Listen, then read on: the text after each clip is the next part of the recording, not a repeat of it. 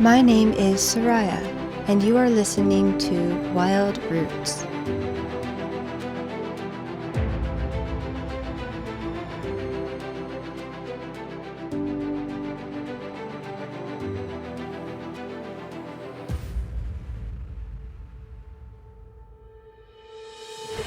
I first started Wild Roots as a year-long experiment. I wanted to find a meaningful way to deal with the ecological grief I have carried for most of my life. And of course, because of my great love for this amazing and beautiful planet we call home. I wasn't sure if I was going to continue Wild Roots into the next year, but I have decided to continue, for now, and to see where this will take us. Because I have a feeling 2020 is going to be an interesting year. I hope that's a good thing. And, well, we're going to find out together.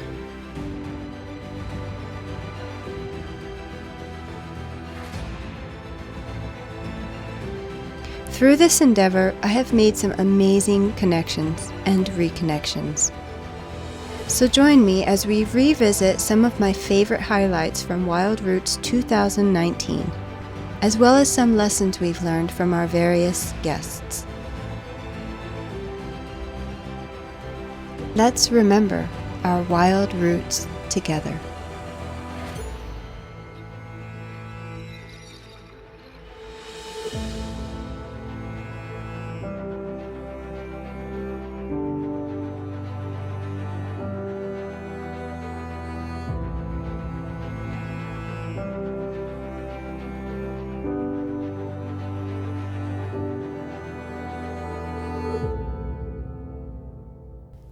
We dove right into climate with our first guest this year, in which we join a movement as climate healers. Our diet has a lot to do with climate change. Dr. Sailesh Rao speaks of a cure for climate change. His caterpillar and butterfly analogy tells us that we are all climate healers, and we have always been. Our calculation is that if 1/6 of the land area of the planet that is currently being used for grazing animals and for animal agriculture, if that is returned back to nature and the original forests that were there is brought back, that can sequester the excess carbon we have added to the atmosphere, and it will bring us back to the safe zone where nature can flourish, the climate will be back to normal, and we can flourish as well, along with nature. So then we have to organize ourselves around our ecological responsibilities. I use the analogy of the caterpillar and the butterfly. The caterpillar is a blind consumer. And so the first few weeks after, the first thing he does when he's born is he eats the shell of the egg he came out of. Then he eats the leaf that the egg was on. And, so just a voracious consumer for the first few weeks of his life. And then when he's too big for his skin, he stops. And he hangs under a twig and he meditates for a week, right? And then within the caterpillar, all these amazing things happen. New cells are born called imaginal cells. And at first, the caterpillar's immune system fights these imaginal cells, saying that they don't belong. And then over time, the imaginal cells become more and more numerous, and the caterpillar's immune system gives up. And then these imaginal cells start clumping together to form different organs of the butterfly. And then when the butterfly emerges, the butterfly is a very discriminating consumer. It's no longer blindly eating whatever is in her way. She's sipping nectar from flowers. And in the process, she is pollinating the flowers. She's regenerating life. She's undoing all the damage that happened in the caterpillar phase. So I said, okay, that's exactly where we are. As human beings, we have reached the limit of the caterpillar phase. We have reached the point where we are too big for our skin. Wanting more and more is perhaps humans' greatest fault, a vice that harms us all. Richard Heinberg evaluates how we became creatures of consumption. Yeah, and the thing about consumerism is that it's really not all that natural. We have to be talked into it. Billions and billions of dollars are spent every year on advertising. Manufacturers use a strategy called planned obsolescence. So they make stuff that will reliably wear out or become, undesirable after a relatively short amount of time, so that we have to buy another one of those things. And all of this, has a history. It started really in the 1920s, when it became apparent that we had developed a problem called overproduction. With cheap fossil fuels, we could make stuff faster and in larger quantities than people were accustomed to wanting or buying stuff. So we've created this whole consumer society and consumer economy. And now it's become so institutionalized that we demand that it constantly grow, because if it doesn't, there won't be enough jobs for everyone. And that would just be the worst thing in the world. And so, even if it's killing us, even if it's killing future generations of humans and other species, well, it has to go on because it has to. Yeah, it's crazy. It's insane.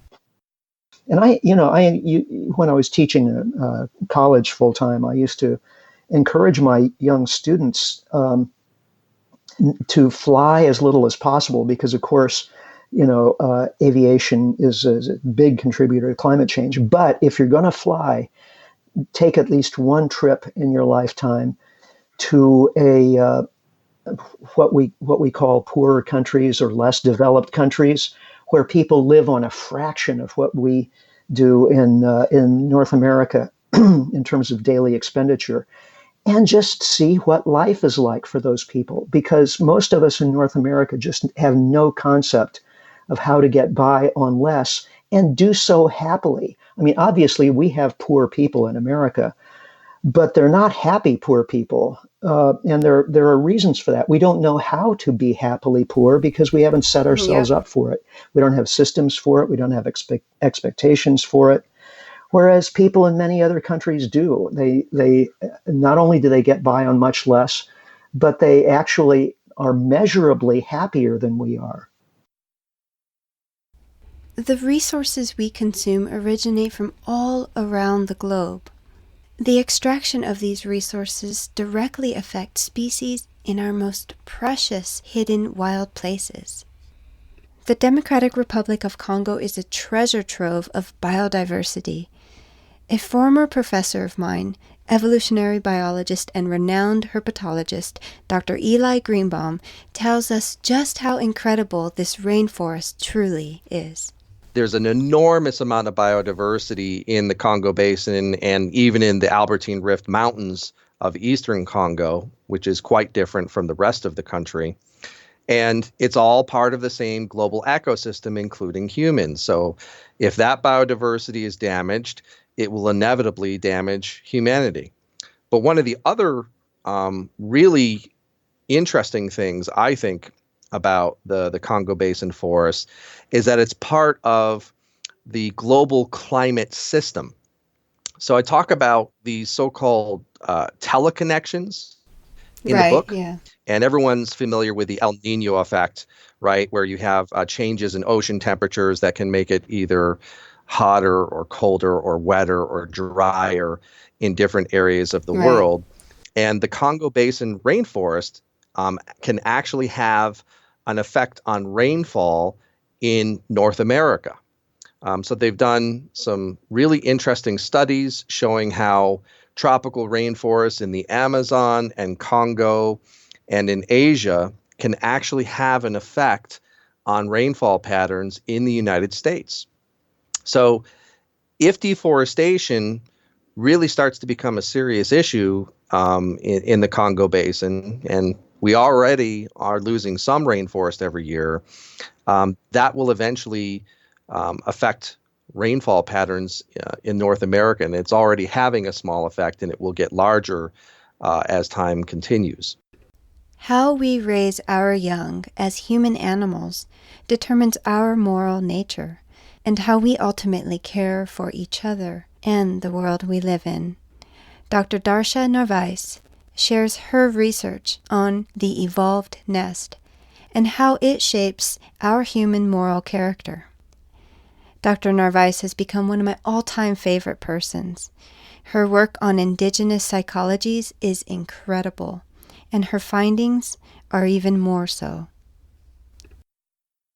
I look at what I call Aboriginal primal wisdom, which is what develops from the ground up in these societies that provide the nest. And then I look at compare that with traditional wisdom, which is the religious traditions in the West.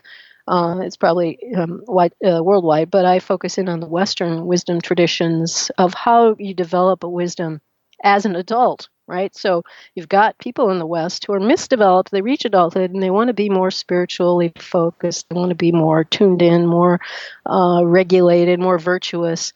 And then they go through all these spiritual practices to get there. Whereas in our traditional society, in the ancestral context of the nest provision, these things develop naturally. Mm-hmm. It's part of the whole system. From the early nest through the adolescent nest, through the nest of adults, where there's lots of community rituals and practices that help you stay focused and connected. And so the shared properties, both forms of wisdom, consider wisdom to exist beyond intellect. So intellect is the thinking mind that we emphasize all the time in the Western world. We think that's the pinnacle of being a human being. It's actually quite dangerous in these other traditions because you can start to think that you're just a thinker and you forget that you are an animal. You forget that you have emotions, that you have relationships, because you can go just lock yourself in your ivory tower thinking and whoops, make a lot of bad decisions and take a lot of bad actions like we've seen in the last 100 years, 200, 300 years especially. What you fear in traditional wisdom, in westernized industrial civilization, is you fear your animal nature. Why would that be? Well, you've created all these undercared for babies, and they scream a lot, or the children are, very dysregulated, self-centered, because you've undercared for them, and the adults are kind of bad too, right? But in the primal wisdom view, the worst thing is to be alienated from your animal nature, to not know who you are as an animal, as an earth creature, as part of this bio community. We often forget that our community in this world extends not only to non-human life forms, but to our spatial ecosystem, from the sky above to the ground below.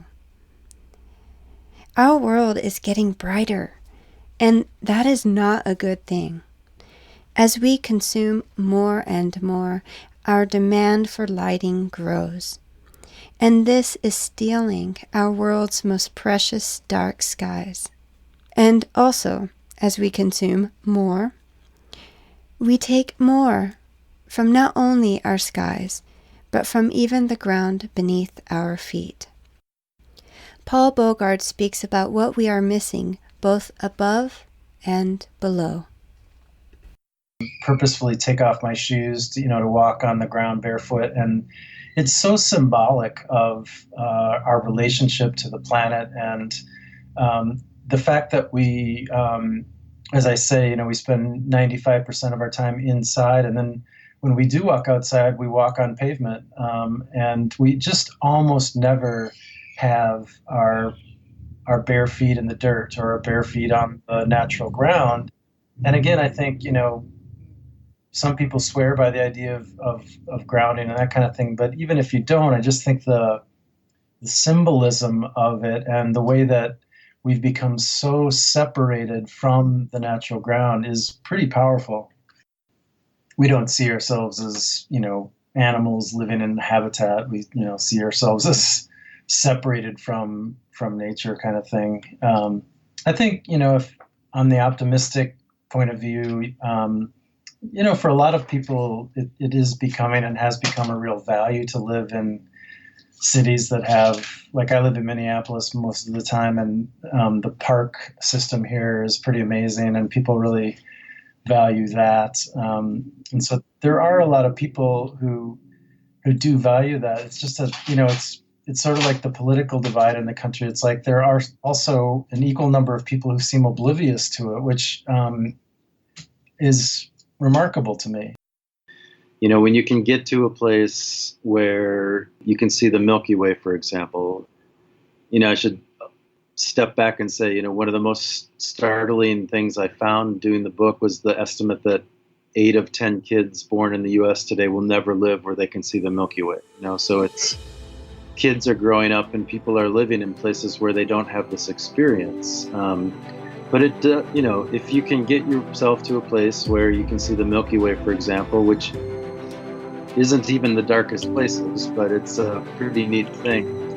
You can have this experience of reconnecting with the human experience. For all of human history, people would walk out their door and come face to face with the universe, and now most people never have that experience. And I think it's hugely costly to us as a species. 2019 was an interesting year. We learned from our guests to embrace big ideas, even if they compete with the norm. Perhaps especially since they compete with the norm. Erin Hannon from Naturaletics reminds us to be flexible and resilient with our bodies. Dr. Rao encourages us to rethink our food as true sustenance that keeps us and the planet healthy. Primal Navigation reminds us that sometimes we just need to get lost, to be able to navigate our own way. Technologies of today have literally dampened our own abilities to find our own way. Pay attention to the various lessons creatures of all kinds share with us, and be a good creature. Cy Montgomery knows just how wise our natural world is. And don't forget the millions and millions of microorganisms that we walk upon in healthy soils. Don't forget the native ground beneath your feet, in which all life is supported. Akagera National Park's incredible story reminds us that ecological recovery is always possible, even against all odds.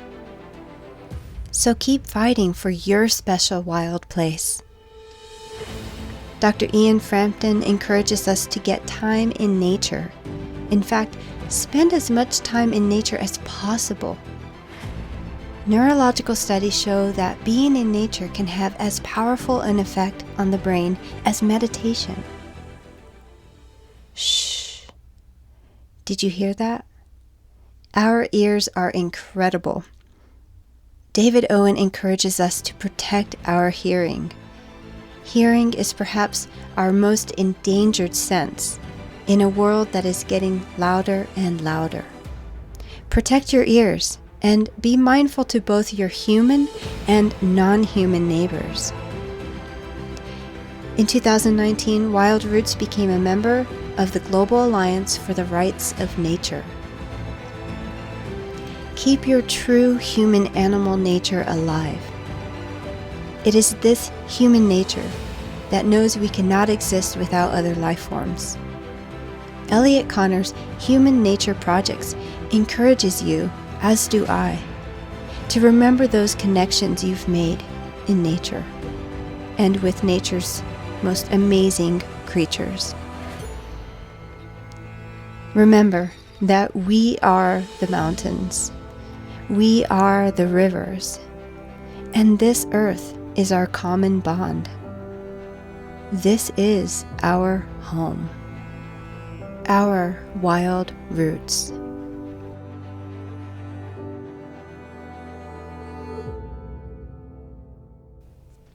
To my listeners, I am grateful for the many connections I have made doing this podcast. I look forward to sharing the new year with you and to continuing our Wild Roots journey together. Thank you for being there for me this year, and thank you for allowing me to share what is so deeply in my heart, my concerns, and my great love for this wild earth. While I enjoy doing these episodes, it isn't yet very sustainable for me. To be completely honest, I am terrible at promoting myself and my work, and I don't do much social media, hardly at all, except to share these episodes. So if you've enjoyed Wild Roots this year and would like to support my work, consider becoming a patron at patreon.com/wildroots. And for my existing patrons, thank you so much for your support and patience with me this year. This is Wild Roots. Thanks for listening.